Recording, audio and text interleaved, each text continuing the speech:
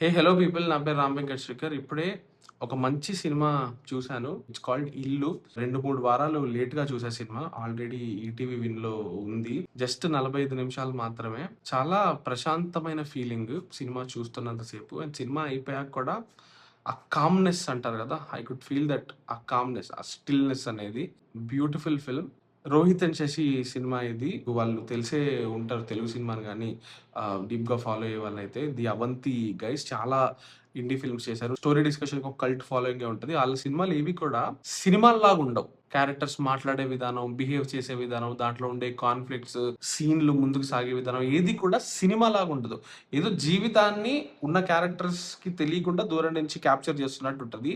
అదే realistic vibe ఇల్లుకి కూడా ఉంటది. చాలా పీస్‌ఫుల్‌గా ఉండింది మూవీ. చాలా స్వీట్‌గా ఉండింది. ఒక మంచి సాటిస్ఫైయింగ్ ఫీలింగ్ అనమాట. ఎటువంటి ఫీలింగ్ అంటే, మనకిష్టమైన వ్యక్తితోనో, ఒక మంచి వ్యక్తితోనో, ఒక మంచి కాన్వర్జేషన్ జరిగాక వచ్చే ఒక ఫీలింగ్. చాలా సేపు దాహంగా ఉన్న తర్వాత మంచిగా చల్లగా ఒక గ్లాసు నీళ్లు తాగితే వచ్చే ఫీలింగ్. లైక్ ఇయన్నీ చిన్న చిన్న విషయాలే గదా! అటువంటి ఒక సింపుల్, సాటిస్ఫైయింగ్, హోల్‌సమ్ ఫీలింగ్ ఇచ్చింది మూవీ నాకు.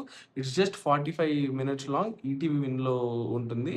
చాలా సింపుల్ సినిమా. But it's beautiful. టైమ్ ఉంటే మాత్రం తప్పకుండా గివ్ ఇట్ ఎ షాట్.